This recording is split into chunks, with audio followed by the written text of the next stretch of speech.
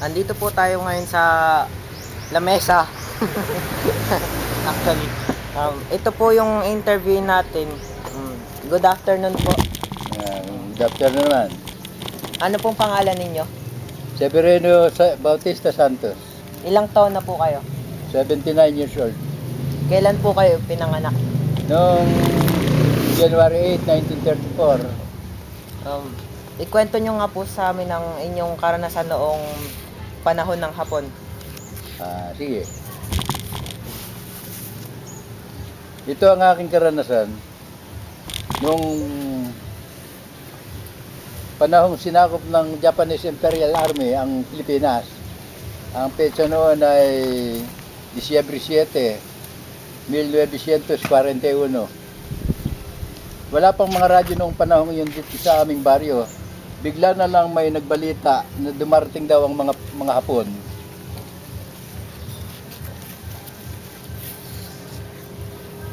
Ginawa namin ay sumakay kami sa kasko, yung pituya, bangkang malaki na ginagamit sa pangangalakal. Nagtungo kami sa patungong bayan ng Hagunoy upang umiwas sa mga Hapon. Nabalitaan namin na wala naman palang Hapon sa aming lugar, kaya bumalik na agad kami.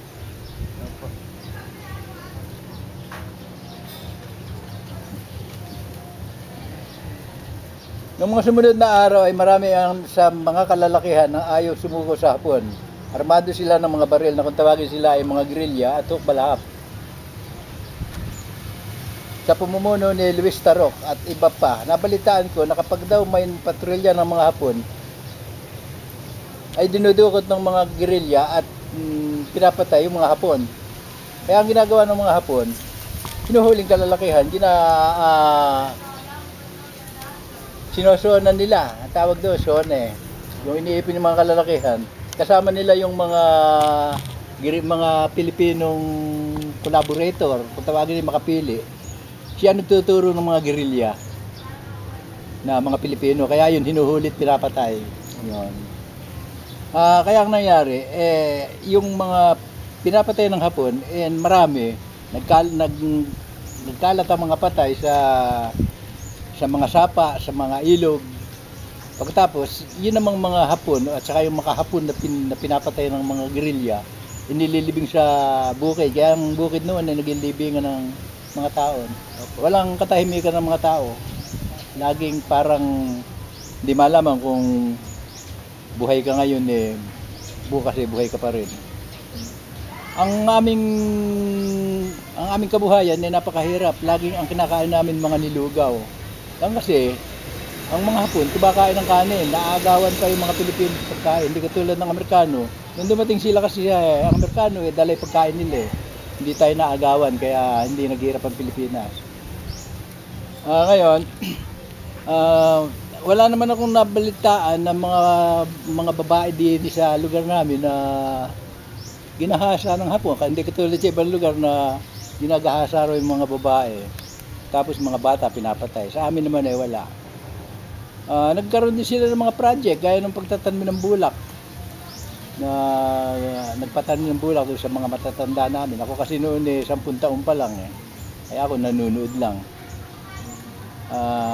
Nagkagutom at ang mga tao ay maraming may sakit. Naglalakihan ng mga tiyan pero mga payat, may mga manas, yung namamaga ang mga binti, gano'n. Kakulangan ng sustansya. Hanggang sa lumipas ang 1941, 42, 43, 44, hanggang 44. Ganoon ang naging takbo ng buhay ng mga namin doon sa aming lugar. Hanggang sa dumating na yung mga nabalitaan namin, si Douglas MacArthur, parating na, kaagapay si Nimitz siyang apelyido, yung admiral na sa dagat naman siya namamahala. Hanggang sa nagkaroon ng mga air raids, aeroplano, mga dogfight, yung labanan ng mga aeroplano, ang tawag doon, dogfight. Ayan, hanggang sa minsan niya mayroong binombang truck ng pera, sumabog, umulan ng pera. Kaya lang yung mga play money o yung Mickey Mouse money, yun ang ginagamit ng mga Hapon sa digmaan, hindi yung talagang pera nila. Yan ang ano ba?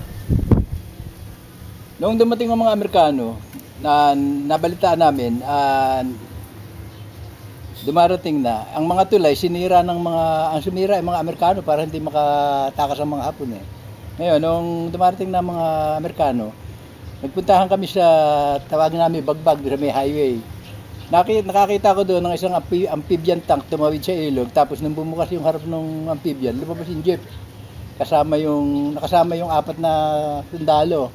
Yung isa pala doon si MacArthur. Kaya yung dinaanan nila buhat doon sa Apalit hanggang Caloocan. Tawag doon MacArthur Highway. Yun, madaan ng Malole. Marami silang mga kasamang mga hukbalahap saka mga guerrilla, yung mga Amerikanong dumating. Bumangon simoy ng hangin dahil nagbago. Kami, yung mga itlog ng manok, saging, pinapalit ng mga tsokolate, sigarilyo, yung mga Amerikano. Kaya naging napakasaya nun. Yun ang pinakamasayang araw na naranasan ko sa buhay ko. Opo. Yung pagdating ng Amerikano. Opo. Yun lang ang naranasan ko. Opo. Aba, ata. Wait lang po Saan po ba kayo nakatira nung mga panahon na yun? Dito, sa Barangay Ibaeste. Hindi pa barangay ito ang tawag dito, baryo. Baryo pa no. Sige po, salamat po. Wala nga naman. Ito na po yung regalo ninyo.